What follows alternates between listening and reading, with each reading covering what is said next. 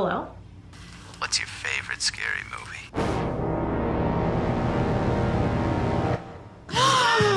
Oh my goodness, I love this question. I think.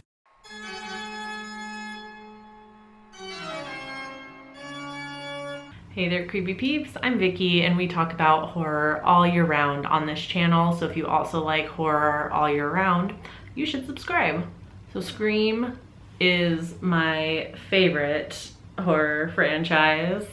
It's a lot of people's favorite horror franchise, and for good reason. It is an iconic meta horror series that is well aware of other horror movies and the rules of the horror genre, allowing for these tropes and cliches to play out in various different ways that are always fun. It gives these movies a playful edge that I think has now become like synonymous with this franchise. The self-aware nature of this franchise has led to some truly iconic moments throughout the now 6 films. I'm gonna share my favorites with you. Please do the same in the comments. One of my favorite scenes in the entire Scream franchise is this scene. I love the general chaos that the cast of Stab 3 just brings to this movie in general, like throughout the film. Parker Posey playing Jennifer especially, she is an absolute riot. But when it comes to this particular set of characters, the cast of Stab 3, they are completely beholden to the script, which is something that gets set up when we meet them. They're all sitting around discussing the rewrites, discussing the murders, etc., which I feel like is an interesting point of relation for the audience as we're watching it, because Scream 3 did go through some rewrites, and obviously anytime you go into one of these movies, you kind of have no idea exactly how anything is going to play out. And this all culminates for these characters in the scene where they are at Jennifer's house and Stab 3 has been scrapped, so they're kind of throwing a wrap party of sorts. When Jennifer's bodyguard is found and the power goes out, the cast goes into panic mode with Dewey and Gail trying to wrangle them. That's when the fax machine goes off and starts printing out pages of a script.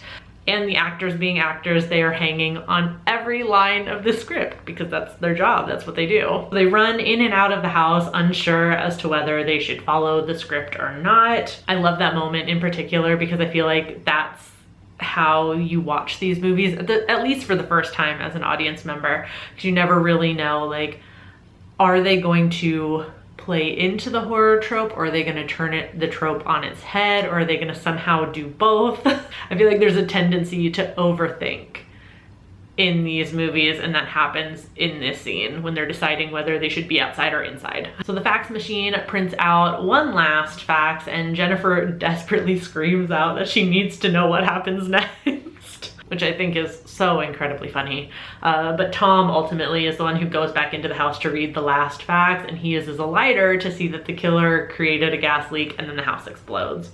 It's a brilliant piece of meta chaos inside of a franchise that is known for its meta chaos. So I asked you guys on Instagram what your favorite Scream franchise iconic moments were, and quite a few of you mentioned this particular one, and I agree, it was already on my list when I asked. The reveal that Jill was Ghostface in Scream 4 was iconic in and of itself, but seeing her brutalize herself in order to frame herself as the victim before the cops show up, it's twisted and it's brilliant. I think hands down that's probably just like one of the like greatest movie moments ever. Seeing the psychotic determination to make a convincing scene framing Trevor is so much fun. She's literally playing the writer of the movie and the set designers, makeup artists, everything. It's incredible. Especially the end of the sequence when Jill lays herself down next to Sydney, copying the pose that Sydney is in exactly. It's so twisted. It's so psychotic, but so incredible. The original. You really just can't beat the original.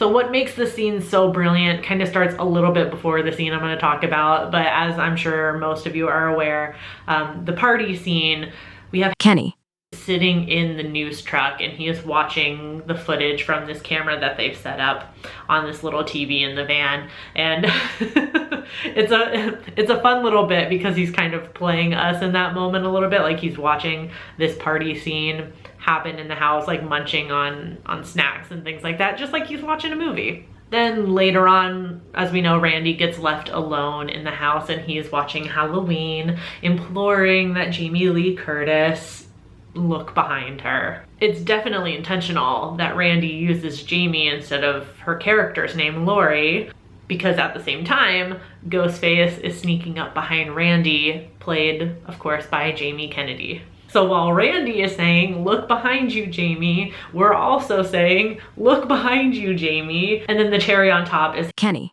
watching along saying, kid, behind you.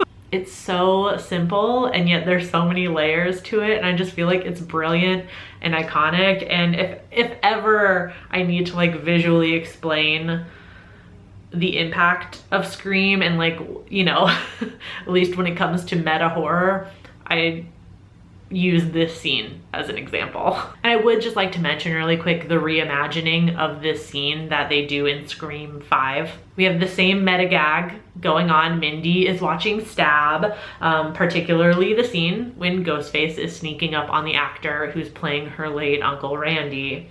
Mindy is having fun telling the actor to follow his own rules and look behind him. When she kind of comes to, I love that realization on her face of like what she is doing.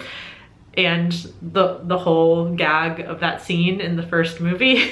So she kind of comes to and then looks behind her just in time to see Ghostface, who was sneaking up behind her, of course. It's an answer to an already iconic scene. I love it. Okay, so for this next one, I just want to preface by saying I'm not trying to start anything, but when I sat down to kind of collect my thoughts and write down my favorite, most iconic Scream scenes ever, nothing from the last two films came to mind except this last scene. I even rewatched them both recently to see if I missed anything, which I think was kind of my answer already. Like if I have to rewatch it to see if I missed any iconic moments, did I really find them iconic? Because they would just be seared into my brain, right? The reveal of Richie as the killer. Unsurprising, but Sam stabbing him repeatedly and viciously, surprising and iconic. It felt cathartic even. Like this is what I want to see every Final Girl character do to the killer. They always stab him once, shoot him once, hit him over the head once, and then walk away. And the Scream franchise has made fun of this multiple times. Like basically at the end of every single movie, they make fun of this. But it was really nice and refreshing to see it taken care of all at once, and they didn't even give Richie a chance to jump back up for one last scare. She just shoots him multiple times after stabbing him multiple times and cutting his throat. And that whole bit of her cutting his throat, I'm probably not going to be able to show it without getting in trouble. Honestly, Sam was kind of hot for that, I gotta say. The only thing, because I have to gripe about it every single time, the only thing that makes this whole thing slightly less iconic is the fact that like Sam has to be the daughter of a serial killer to explain why she viciously stabs him a bunch of times, which I don't agree with. Granted though, just for context, I'm not a fan of the whole like daughter of Billy Loomis storyline though, so I am biased. So as I mentioned, I asked y'all on Instagram what your favorite, most iconic Scream moments were, and there were two that it was almost the entirety of the answers was these two scenes. First was Tatum's death featuring the garage door.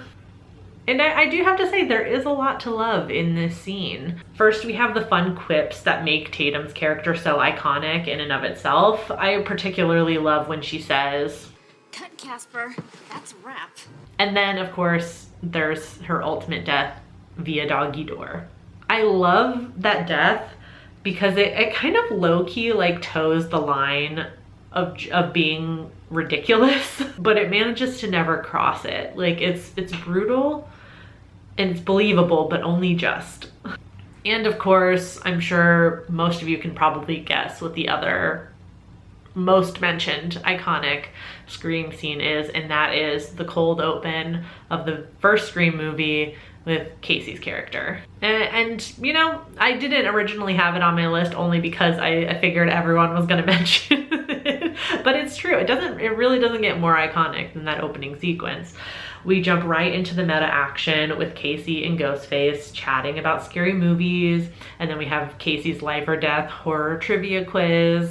And of course, what like makes this sequence so iconic in the real world is the fact that Drew Barrymore was playing Casey. They put her character on the poster of the movie, and Drew Barrymore is a huge star at that time. So it's like, if you see somebody like that in a movie, you're not thinking that, oh, they're gonna die immediately. Of course, no one expected her to be killed off before the title screen, and that's what's so iconic about it.